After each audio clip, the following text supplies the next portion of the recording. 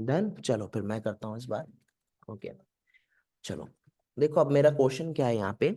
हम करने क्या वाले हैं, हमको ये बोला गया है कि हमारे पास जितने भी अलग अलग साइज अवेलेबल है ना, सपोज किसी शॉपकीपर ने ये डिसाइड करा कि भाई मैं देखना चाहता हूँ कि भाई ज्यादा डिमांड हमारे पास किस चीज की है, ज्यादा कस्टमर्स जो आ रहे हैं हमारे पास वो किस साइज वाले आ रहे हैं। ऐसा है क्या, वो मीडियम वाले ज्यादा सेल आउट हो रहे हैं या लार्ज वाले हमारे कस्टमर ज्यादा हैं जिनको ड्रेसेस चाहिए लार्ज वाली, कुछ ऐसे हैं जिनको स्मॉल वाली चाहिए, तो ज्यादा कौन सा सेल हो रहा है उनको वो चाहिए।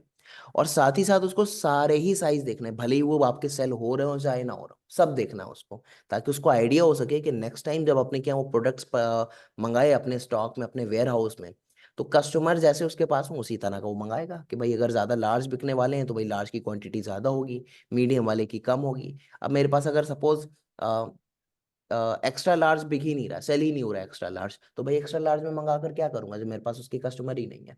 तो बात ये है कि अगर हमारे पास मिलियंस ऑफ रोज हैं, फ्लिपकार्ट है, अमेजन, इनके पास तो भाई 5-10 कस्टमर तो है नहीं, बहुत सारे हैं।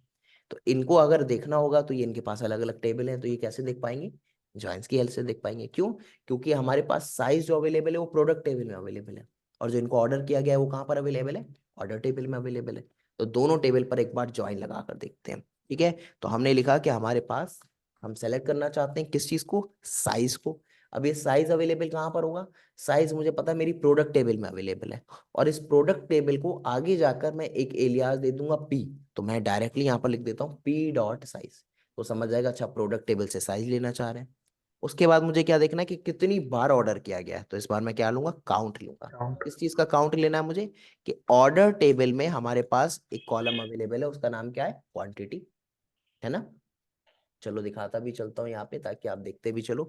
सेलेक्ट स्टार फ्रॉम ऑर्डर्स, ताकि ऑर्डर्स टेबल भी आप साथ साथ देखते रहो, है ना। हमारे पास क्वांटिटी यहाँ पे अवेलेबल, तो हमने बोल दिया कि हमारे पास यहाँ पे ऑर्डर टेबल से उसकी क्वांटिटी हमको लेना है।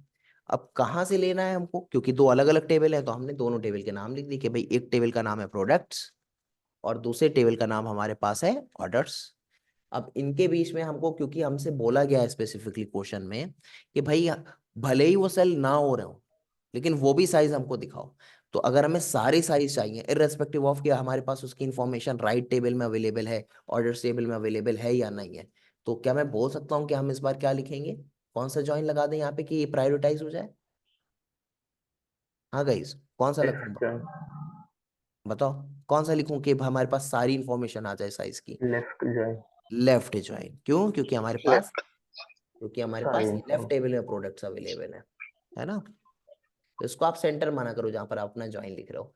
राइट साइड वाली टेबल राइट टेबल हो गई, और लेफ्ट में जो आपने लिखा वो लेफ्ट टेबल हो गई। तो हम चाहते हैं कि हमारे पास प्रोडक्ट टेबल की सारी इंफॉर्मेशन आ जाए, भले ही वो सेल हो चाहे ना हो, तो हमने लगा दिया लेफ्ट ज्वाइन कि हमको लेफ्ट टेबल प्रायोरिटी देनी है। और हमने इसको एलियास, क्योंकि यहाँ पर यूज करा है पी और यहाँ पर हमने यूज करा है ओ, दैट मीन्स हमने यहाँ पर एलियास दे देंगे। प्रोडक्ट का हमारे पास एलियास है पी और ऑर्डर टेबल का एलियास है हमारे पास O, दे दिया हमने यहाँ पे। अब किसके बेसिस पर हम ज्वाइन कर रहे हैं, तो we are saying on the basis of, इसलिए हमने लिखा ऑन, और हमने बोला कि हमारे पास प्रोडक्ट टेबल में एक कॉलम अवेलेबल है किस नाम से, आईडी नाम से, और ये सेम टू सेम बिल्कुल हमारे पास है ऑर्डर टेबल की एक कॉलम है। ऑर्डर टेबल का कौन सा कॉलम है हमारे पास, प्रोडक्ट आईडी, तो हमने यहाँ पे प्रोडक्ट लिख दिया आईडी। Product ID. अगेन हमें यहाँ पे भी ग्रुप बाय यूज करना पड़ेगा, क्यों, क्योंकि अगर मैं इतना ही एग्जीक्यूट कर दूं तो आप जानते हो हमारे पास साइज तो बहुत सारे हैं लेकिन हमारे पास जो काउंट है वो हमेशा एक ही आएगा, बट हमें तो अलग अलग चाहिए, तो हमें क्या लिखना पड़ेगा, ग्रुप बाय। तो हमने लिख दिया ग्रुप बाय। और किसके बेसिस पे ग्रुप बाय करना चाहेंगे हम, बताओ, प्रोडक्ट साइज। साइज के बेसिस पे, है ना। तो हमने बोला हमारे पास प्रोडक्ट टेबल में साइज अवेलेबल है, उस साइज के बेसिस पर आप कर दो अलग अलग। देखो आ गया हमारे पास, देख रहे हो आप।